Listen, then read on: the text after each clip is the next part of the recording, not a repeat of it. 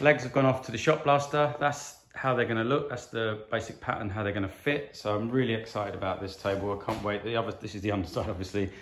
It really looks cool. It's such a beautiful piece of wood. I've had this for quite a while. I've got another couple of bits off that same tree.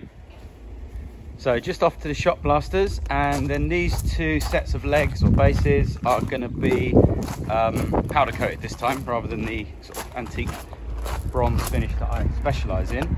So pretty excited. One of these, this one here, pretty excited about this one. It's going to be galvanised, then powder coated, and it's going to be for an outdoor table I'm designing, which I am really excited about. Can't wait to show you that, guys, when I get that finished.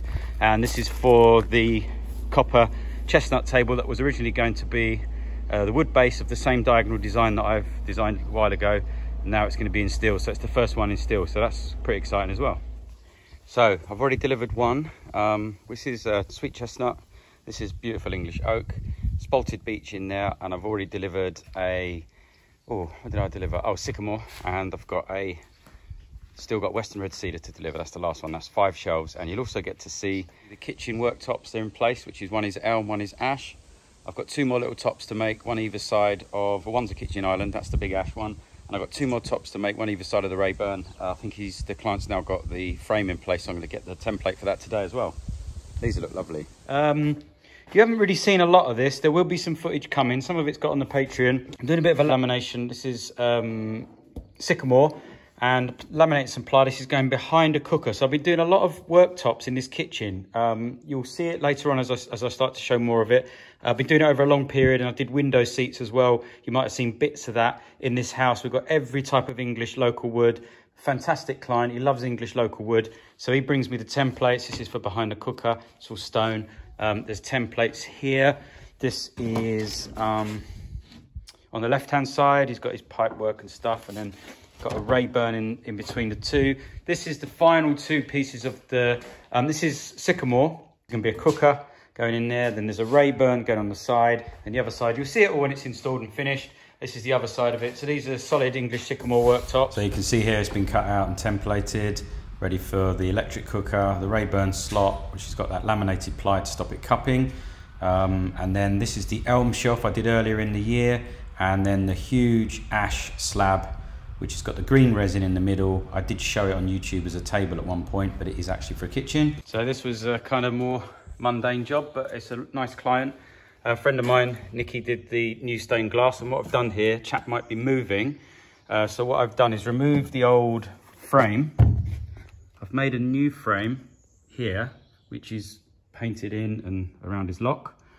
Then I put some foam tape, 1mm, and then this frame, it's nothing major, but this frame is removable just with these basic screws, because he's had this bit of stained glass for a long time, and they're moving home at some point. They want to pop the glass out. So this has again got foam, no sealer. So that's in there pretty good.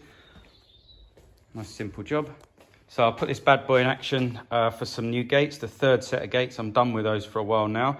I am going to be doing a video on the FD250. There's not much on it on the internet. So you could ask in the comments here if you've got any sensible questions about it. I'll keep them back, and then when I do the video, I can address any questions. I do have both the fittings. I don't know if I've already mentioned it. I've got the square mortise fitting, but I've also got the fitting which fits, cuts the kind of rounded mortises, and it's a slot cutter, moves left and right, like a massive domino, really. So if you've got any questions about that, I'll put them to the side and answer them when I do a video on this thing. It's really good, nice small footprint, really handy tool. A pair of Marmoleum doors that I've been doing. In case you haven't seen the Marmoleum, because it's in an older video, I'll just show you how I laminate this on. Just a quick catch up on that. These are going onto someone's under cupboard stairs, so I'm going to put those on.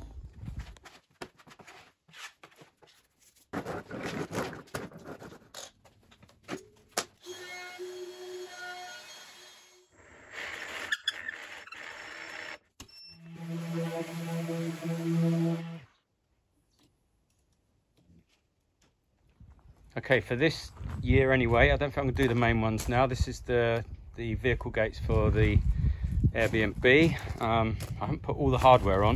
Luckily, we're quite busy in the B&B, so the gates will be open like that most of the time. I just need to put the bolt on and just stop them. Just give you an idea what they're going to look like. We're not actually going to have a handle. We're going to have a padlock on the back. they're not going to be a handle to open because they're only ever open for us, by us rather, when we're letting guests in and out. It's really smart to place up, actually. I'm pleased.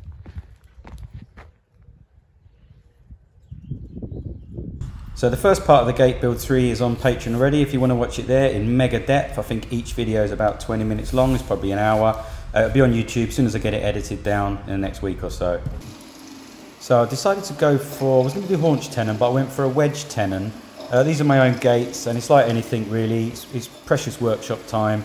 So I just found the wedge tenons a much quicker tenon to do for me anyway. So what's quite cool on this FD250, you can obviously do your normal square mortise chiseling like this. Then you flip the piece over, you can actually insert a little wedge, and then you get the outer wider than the inner so that you can do your wedge tenons really well. And it's a really quick way to do it actually. I find it really fast. So that's why I chose it for this set of gates anyway. Okay, also got sold quite a few router systems. There's 2 more going out here. This one's got the Rui option with a quick clamp. This is what you get if you don't have the Rui option. There's quite a lot of components, stocking and so on to sort out. A lot goes into these router sleds, putting them all together, making sure they work. You have to get all this rail in, cut it. There's quite a lot of rail out there. Loads of rail goes in. Obviously, the longer you have your pieces, the more cross pieces, the more bolts, the more everything. So it just does get exponentially more expensive. It's definitely the best router system out there. It's not particularly cheap, but I don't think it's expensive for what it does. So that's pretty cool. Please don't email or text me or anything. There's a form to fill in. I'll put a link in the description. If you are interested in a router sled, just fill in the form. I'll get back to you in due course with a quote, and you can see whether it's in your kind of price range. As always, thanks so much for watching. Special shout out to my patrons. I've got lots of new patrons, which is really cool. I want to thank you all so much for helping me make these videos. See you all on the next one. Stay safe.